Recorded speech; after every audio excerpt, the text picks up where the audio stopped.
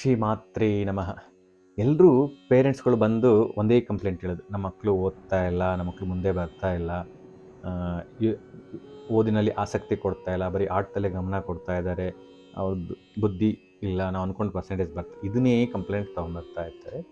So ಇದಕ್ಕೆ ನಮ್ಮ ವೈದ್ಯಕೀಯವಾಗಿ ನಮ್ಮ ಪೂರ್ವ ಗ್ರಂಥಗಳಲ್ಲಿ ಬರೆದಿರೋಂಥ ಒಂದು ಅದ್ಭುತವಾದ ತಂತ್ರ ಯಂತ್ರ ಅನ್ನು ನಾನು ತಿಳಿಸ್ಕೊಡ್ತೇನೆ ನೋಡಿ.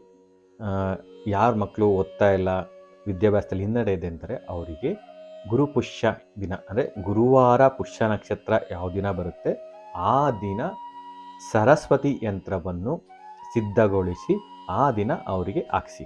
ಆ ಒಂದು ಗುರುಪುಷ್ಯ ನಕ್ಷತ್ರದಲ್ಲಿ ಗುರು ಓರೆಯಲ್ಲಿ ಅಂದರೆ ಬೆಳಗ್ಗೆ ಒಂದು 6:15 7 ಒಳಗಡೆ ಅಂದರೆ ಕ್ಷೇತ್ರಗಳ ಮೇಲೆ ದೇಶಗಳ ಟೈಮ್ಸ್ ಚೇಂಜ್ ಆಗುತ್ತೆ. ನೀವು ಅದೊಂದು ಟೈಮ್ ಮಾಡಿಕೊಂಡು ಆ ಗುರು ಓರೆಯಲ್ಲೇ ಆ ಒಂದು ಸರಸ್ವತಿ ಯಂತ್ರವನ್ನು ಸಿದ್ಧಗೊಳಿಸಿ, ಅಂದರೆ ಒಂದು ಸರಿಯಾದ ಕ್ರಮ ನಿಯಮಗಳನ್ನ ಯಾರು ಫಾಲೋ ಮಾಡ್ತಾರೆ ಅವರಿಂದ ಮಾಡಿಸಿ ಆ ಒಂದು ಯಂತ್ರವನ್ನು ನೀವು ನಿಮ್ಮ ಮಕ್ಕಳಿಗೆ ಧರಿಸಿದೆ ಆದರೆ ಖಂಡಿತ ವಿತಿನ್ 90 ಡೇಸ್ ಒಳಗಡೆ ನಿಮ್ಮ ಮಕ್ಕಳು ಈಗಿರೋದ್ಕಿಂತ ತುಂಬ ಮುಂದೆ ಬರ್ತಾರೆ.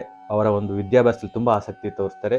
ಅವರ ವಿದ್ಯಾಭ್ಯಾಸ ಶಿಕ್ಷಣ ಒಂದು ಗ್ರಾಫ್ ಏನಿರುತ್ತೆ ಖಂಡಿತ ಏರ್ತಾ ಹೋಗುತ್ತೆ. ನೀವು ಫಾಲೋ ಮಾಡಿ ನೋಡಿ. ಸಾಯಿರಾಮ್.